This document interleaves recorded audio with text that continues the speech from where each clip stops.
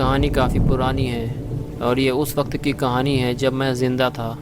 हाँ, अब मैं मर चुका हूँ। उस रात काफ़ी बारिश हो रही थी और इस वक्त रात के 11:30 हो रहे थे।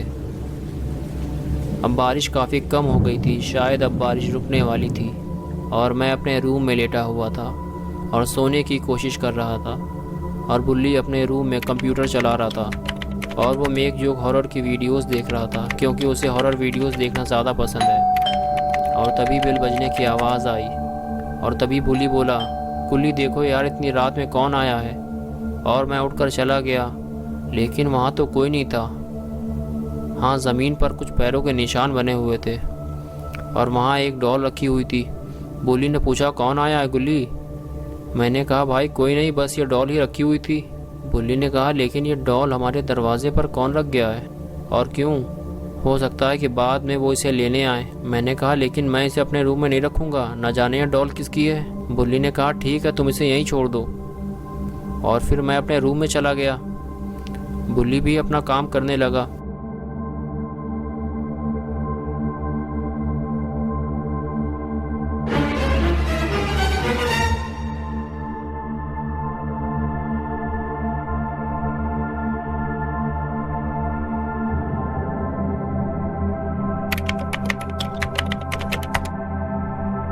और तभी मैंने देखा कि वो डॉल मेरे बेड के पास खड़ी हुई है।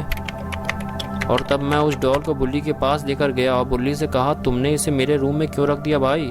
मैंने तुमसे कहा था कि मैं इसे अपने रूम में नहीं रखूँगा। तभी बुल्ली बोला, मैंने इसे नहीं रखा भाई, मैंने तुमसे कहा था कि इसे यहीं रख दो, शायद तुम ही इसे ले गए होगे। मैंने कहा कि मैं इसे क्यों ले जाऊँगा, मैंने तो पहले ही मना कर दिया था कि मैं इसे अपने रूम में नहीं रखूँगा, लेकिन अब इसे मेरे पास लेकर मत आना। ये कहकर मैं अपने रूम में चला गया और वो डॉल बुल्ली के बेड पर मैंने छोड़ दी थी। और मैं ये सोच रहा था कि ये डॉल आखिर है किसकी और कोई इसे क्यों छोड़ गया है। लेकिन बाहर जो मैंने पैरों के निशान देखे थे वो तो मुझे इसी डॉल के लग रहे थे, जैसे कि ये खुद ही चल कर आई हो। लेकिन ये कैसे हो सकता है? मैं बिना कुछ ज़्यादा ही सोचने लगता हूँ। और फिर जब मैंने करवट बदली तो वो डॉल मेरे बेड पर ही लेटी हुई थी। मैं देखकर काफ़ी डर गया और तभी बुल्ली की आवाज़ आई, गुल्ली वो डॉल यहाँ नहीं है, क्या तुम उसे अपने साथ ले गए हो? मैंने कहा, ये है वो डॉल जिसे तुम जानबूझकर मुझे डराने के लिए मेरे बेड पर रखाए थे। बुल्ली ने कहा, भाई मैं तो यहाँ से हिला भी नहीं हूँ, मैं तो कंप्यूटर पर ही काम कर रहा हूँ और मैं तुम्हें क्यों डराऊँगा। मैंने कहा, ठीक है, अब मैं इसे स्टोर रूम में बंद करने जा रहा हूँ। ये कहकर मैं उस डॉल को स्टोर रूम में ले गया और मैंने उसे वहीं बंद कर दिया।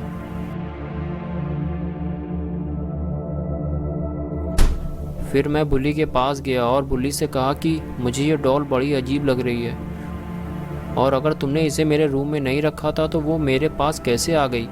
मुझे इससे डर लगने लगा है। बुल्ली ने कहा, ये सिर्फ एक डॉल है और कुछ नहीं, इसमें डरने की क्या बात है। हाँ, ये बात थोड़ी अजीब है कि ये डॉल तुम्हारे पास कैसे पहुंच जाती है, ये तो मेरे भी समझ में नहीं आ रहा। ठीक है, अगर कल इसे कोई लेने नहीं आया तो मैं खुद इसे उस कुएं में फेंक दूंगा जो हमारे घर के सामने है, क्योंकि वो काफ़ी पुराना कुआं है और उसका पानी भी अब कोई नहीं पीता, ना उसके पास कोई जाता है। अब तुम जाकर सो जाओ।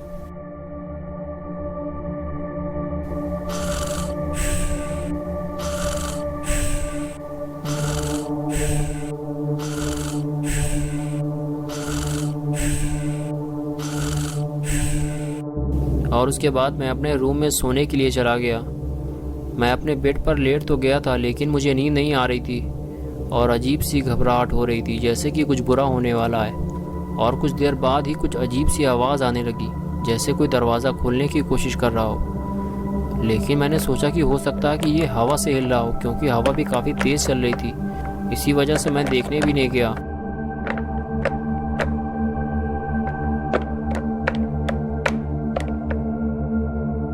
और फिर दरवाज़ा खुलने की आवाज़ आई, जिसने मेरी धड़कनों को बढ़ा दिया, क्योंकि मैं जानता था कि हवा कितनी भी तेज़ हो लेकिन दरवाज़ा अपने आप नहीं खुल सकता। और फिर चेन सॉ चलने की आवाज़ आने लगी। हाँ, वही चेन सॉ जो अक्सर पेड़ काटने के काम में लाया जाता है। लेकिन वो तो स्टोर रूम में रखा हुआ था। फिर मुझे याद आया कि वो डॉल भी मैंने स्टोर में बंद कर दिया था। कहीं उसने स्टोर का दरवाज़ा तो नहीं खोल लिया? अगर इस डॉल ने कुछ गड़बड़ की ना तो आज इसकी शामत आ जाएगी। मैं उसे उठाकर बाहर फेंक दूंगा। और मैं फ़ौरन उठकर गया तो देखा कि वो डॉल स्टोर से बाहर आ चुकी थी और उसके हाथ में चेन सा था और वो बिल्ली की गर्दन काट रही थी और अब उसका सर धड़ से अलग हो चुका था। और ये देखकर मैं बहुत ज़्यादा डर गया और मैं सीधे घर से बाहर भागा और वो मेरे पीछे पीछे आने लगी, लेकिन मैं भागता रहा क्योंकि मैं मरना नहीं चाहता था।